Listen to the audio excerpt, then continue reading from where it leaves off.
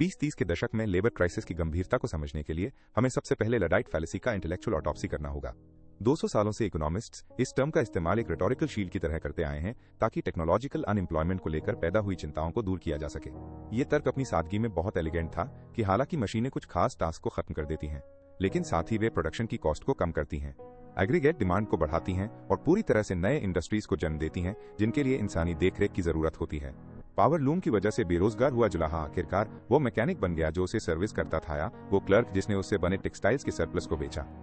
हालांकि 2030 के दशक के ग्रेट डिस्प्लेसमेंट ने इस ऐतिहासिक आराम में एक स्ट्रक्चरल कमी को उजागर कर दिया है। 19वीं सदी के लडाइट फिजिकल चीजों को लेकर लड़ाई लड़ रहे थे जो कि स्टीम और आयरन से इंसानी मांसपेशियों और मैनुअल निपुणता को रिप्लेस करने की बात थी। आज का डिस्प्लेसमेंट फंडामेंटली अलग है क्योंकि ये इकोनॉमी के कॉग्निटिव सबस्ट्रेट को टारगेट करता है। अब हम हाथ को रिप्लेस नहीं कर रहे हैं, हम इंसानी दिमाग के मिडिल मैनेजमेंट को रिप्लेस कर रहे हैं। क्रिएटिव डिस्ट्रक्शन का ऐतिहासिक मिसाल ये मानकर चलता है कि इंसानी लेबर के चढ़ने के लिए हमेशा कॉम्प्लेक्सिटी की एक ऊंची सीढ़ी होती है।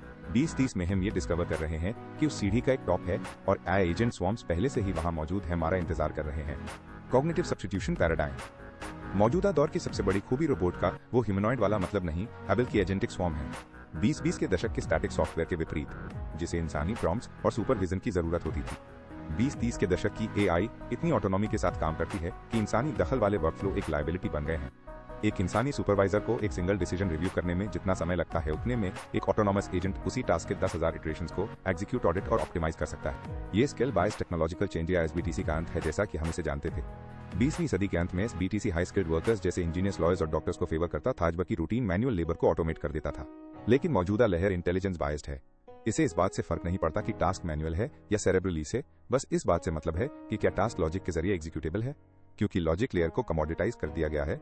जैसा कि हमने पिछले चैप्टर में एक्सप्लोर किया था, वही स्किल्स जो कभी लेबर मार्केट में प्रीमियम कमांड करती थी, जैसे डेटा सिंथेसिस, लीगल रिसर्च और फाइनेंशियल मॉडलिंग, अब ऑटोमेट करने के लिए सबसे आसान हो गई हैं। आज हम जो विस्थापन देख रहे हैं वो एक सेक्टर से दूसरे सेक्टर में कामगारों का धीमा माइग्रेशन नहीं है, ये एंट्री लेवल और मिड टियर प्रोफेशनल पाइपलाइंस का अचानक जम जाना है। जब एंट्री लेवल का काम खत्म हो जाता है तो सीनियर लेवल की एक्सपर्टीज आखिरकार भूखी मर जाती है, जिससे ग्लोबल वर्कफोर्स में एक डेमोग्राफिक हॉलो पॉइंट बन जाता है। Case study the death of the junior auditor. Sterling and Vance नाम की एक tier 1 global financial auditing firm के ट्रांसफॉर्मेशन पर गौर करें। 2024 में उस फर्म में 5,000 जूनियर एसोसिएट्स काम करते थे, जिनका मुख्य काम सैम्पलिंग था, यानी किसी क्लाइंट के ट्रांजैक्शंस के सांख्यिकीय रूप से महत्वपूर्ण हिस्से का मैनुअल वेरिफिकेशन करना, ताकि रेगुलेटरी कंप्लायंस सुनिश्चित हो सके। ये बहुत मेहनत वाला और हाई स्टेक्स वाला काम था, जो अगली पीढ़ी के फाइनेंशियल लीडर्स के लिए अप्रेंटिसशिप का काम करता था। 2032 तक स्टर्लिंग एंड वेंस की जूनियर क्लास का वजूद ही खत्म हो गया। उनकी जगह विजिंट नेट नाम के एक प्रोप्राइटरी सिस्टम ने ले ली, जो ऑडिटिंग एजेंट्स का एक डिसेंट्रलाइज्ड ऑटोनोमस ऑर्गेनाइजेशन है।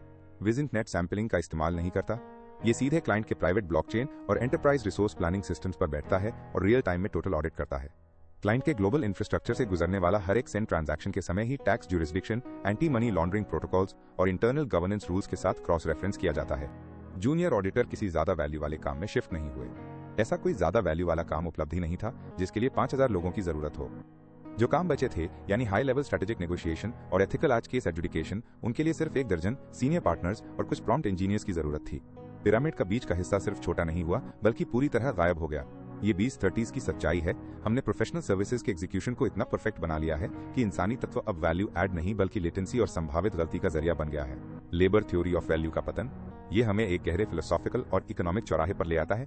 आधुनिक आर्थिक इतिहास के पूरे समय में लेबर थ्योरी ऑफ वैल्यू, यानी ये विचार कि किसी सामान या सर्विस की वैल्यू उसे पैदा करने में लगी इंसानी कोशिश से आती है, हमारे समाज की नैतिक और व्यावहारिक नींव रही है। कैपिटल इंटेंसिव इंडस्ट्रीज में भी लेबर उस मशीन के अंदर का भूत बनी रही जिसने वेजेस के डिस्ट्रीब्यूशन को सही ठहराया। 2030 के दशक में मानवीय प्रयास और वैल्यू क्रिएशन के बीच का लिंक टूट चुका है।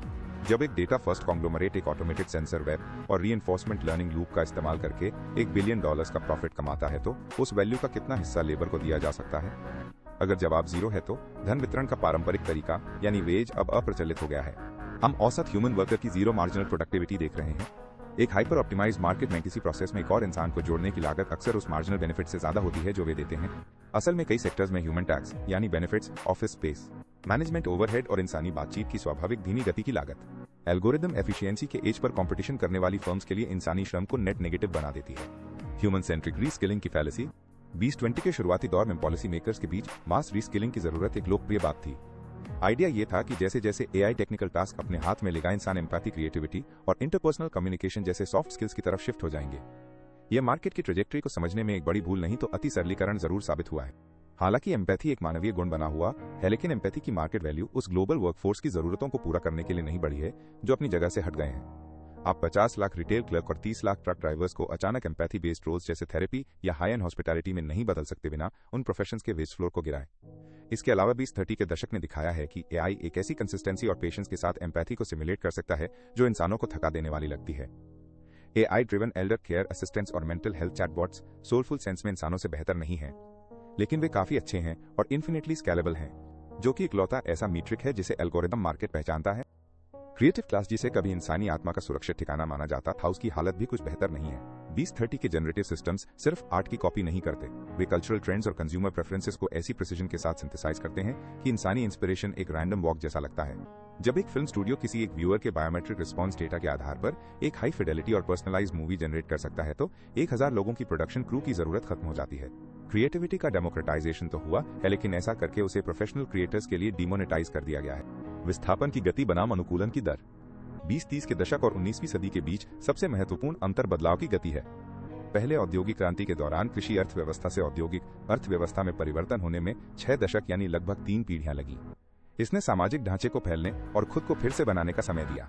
शिक्षा प्रणालियां विकसित हुई, जदूर संघ बने और परिवर्तन के खून से नए सामाजिक अनुबंध लिखे गए। 2030 के दशक में किसी स्किल की हाफ लाइफ घटकर 18 महीने से भी कम हो गई है। एक वर्कर जो एआई एथिक्स या डेटा क्यूरेशन में नई भूमिका के लिए 4 साल ट्रेनिंग में लगाता है, अक्सर पाता है कि जब तक वो ग्रेजुएट होता है तब तक जिस काम के लिए उसे ट्रेन किया गया था उसे मॉडल के अगले इटरेशन ने अपने में समा लिया है। ये हाइपर डिस्प्लेसमेंट है। ये स्थायी परिवर्तन की स्थिति है जहां किसी टेक्नोलॉजी के आने और उसके पूरी तरह मार्केट में छा जाने के बीच का समय लगभग शून्य हो गया है। ये एक मनोवैज्ञानिक और आर्थिक फ्रिक्शन बर्न पैदा करता है। जब तकनीकी बदलाव की दर जैविक और संज्ञानात्मक अनुकूलन की मानवीय क्षमता से अधिक हो जाती है तो इसका परिणाम नई अर्थव्यवस्था नहीं बल्कि एक टूटा हुआ समाज होता है। लडाइट फैलेसी एक सीमित तकनीकी अंत बिंदु की धारणा पर आधारित थी, लेकिन एआई कोई टूल नहीं है, ये निरंतर और एक्सपोनेंशियल सेल्फ इंप्रूवमेंट की प्रक्रिया है। ऐसा कोई पठार नहीं है जहां विस्थापित लोग अपनी सांस ले सकें और कोई नई जगह ढूंढ सकें। वर्कफोर्स का विभाजन यानी गॉड्स और घोस्ट्स। इसका नतीजा ये हुआ है कि 2030 का लेबर मार्केट 2 अलग और एक दूसरे से बात न करने वाले स्तरों में बढ़ गया है। सॉवरेन्स ऑफ द मोट यानी डेटा आर्किटेक्ट्स और सिस्टम ओनर्स का एक छोटा सा विजात वर्ग जो पिछले सेक्शन में चर्चा की गई प्रोप्राइटरी इंफॉर्मेशन स्ट्रीम्स को कंट्रोल करता है। उनकी लेबर पारंपरिक अर्थों में लेबर नहीं है, ये इंटेलिजेंस के साधनों पर स्वामित्व का अभ्यास है। उनकी प्रोडक्टिविटी एक्सपोनेंशियल है क्योंकि ये उनके समय से अलग हो गई है। एल्गोरिथमिक अंडरक्लास यानी आबादी का वो बड़ा हिस्सा जो गिगिफिकेशन ऑफ एवरीथिंग में काम करता है। ये मशीन के घोस्ट हैं, ऐसे व्यक्ति जिनके टास्क इतने छोटे और कम वैल्यू वाले हैं कि किसी स्पेशलाइज्ड रोबोट को बनाने के बजाय किसी इंसान को बहुत कम पैसे देना फिलहाल सस्ता पड़ता है। ये लास्ट माइल डिलीवरी यूनिट्स हैं, विकासशील देशों में मैनुअल डेटा लेवलर्स हैं और सर्विस इंडस्ट्रीज में ह्यूमन टच प्लेस होल्डर्स हैं। ये वर्कफोर्स का लेवल अप होना नहीं है, ये तो उसे खोखला किया जा रहा है। मिडिल क्लास जो 20वीं सदी की समृद्धि का इंजन था, सेमी कॉम्प्लेक्स कॉग्निटिव लेबर की कमी पर टिका था। अब जब वो मेहनत की कमी नहीं रही तो मिडिल क्लास ने अपनी बार्गेनिंग पावर खो दी है। ग्रेट डिकपलिंग अब सिर्फ एक चार्ट का ट्रेंड नहीं है, यह एक जीती जागती हकीकत है जहां प्रोडक्टिविटी अकल्पनीय ऊंचाइयों तक पहुंच रही है, जबकि उस प्रोडक्टिविटी पर आम इंसान का हक यानी उनकी वेज वैल्यू के एक मरते हुए मॉडल से बंधी हुई है। लडाइट फैलेसी से आगे बढ़ने के लिए हमें यह पूछना बंद करना होगा कि इंसानों के लिए कौन सी नौकरियां बचेंगी और यह पूछना शुरू करना होगा कि एक ऐसी इकोनॉमी में इंसान का क्या मकसद है जिसे काम करने के लिए अब इंसानों की मेहनत की जरूरत नहीं है। लडाइट्स काम खत्म होने के बारे में गलत थे, लेकिन वे अपनी दुनिया खत्म होने के बारे में सही थे। उनकी कारीगरी की जगह एक स्टैंडर्डाइज कम क्वालिटी वाली लेकिन ज्यादा एफिशिएंट विकल्प ने ले ली। आज हमारी कारीगरी, हमारी बुद्धि, हमारा जजमेंट और हमारा प्रोफेशनल एक्सपर्टीज है। इनकी जगह एक ऑप्टिमल स्ट्रेटेजी ले रही है जो किसी भी इंसान की तुलना में कहीं ज्यादा तेजस्वी और सटीक है। 30s ने हमें सिखाया है कि एआई के दौर में समृद्धि को रोजगार के पारंपरिक तरीकों से हासिल नहीं किया जा सकता। नेशंस की वेल्थ अब इस बात का पैमाना नहीं है कि कितने लोग काम कर रहे हैं, बल्कि इस बात का है कि देश की मशीनें कितनी इंटेलिजेंस जनरेट कर सकती हैं। लेकिन अगर वो इंटेलिजेंस और उससे पैदा होने वाली वेल्थ डेटा मोड्स के पीछे सिमट कर रह जाए तो नतीजा प्रचुरता का नया दौर नहीं बल्कि प्री इंडस्ट्रियल सोशल स्ट्रक्चर की वापसी है, भले ही उसमें हाई डेफिनेशन स्क्रीन और ऑटोनॉमस ड्रोन्स हों। ये हमें हमारी स्टडी के सबसे असहज एहसास की ओर ले जाता है, जो उन चीजों के बीच की बढ़ती खाई है जिसे हमारी मशीनें पैदा कर सकती हैं और जिसे हमारे वर्कर्स कमा सकते हैं। ये समझने के लिए कि प्रचुरता का दौर आम नागरिक के लिए कमी का दौर क्यों लगता है, हमें अपने अगले सेक्शन में ग्रेट डिकपलिंग की मैकेनिक्स को समझना होगा। 3.2 rage stagnation versus exponential productivity, growth of great decoupling.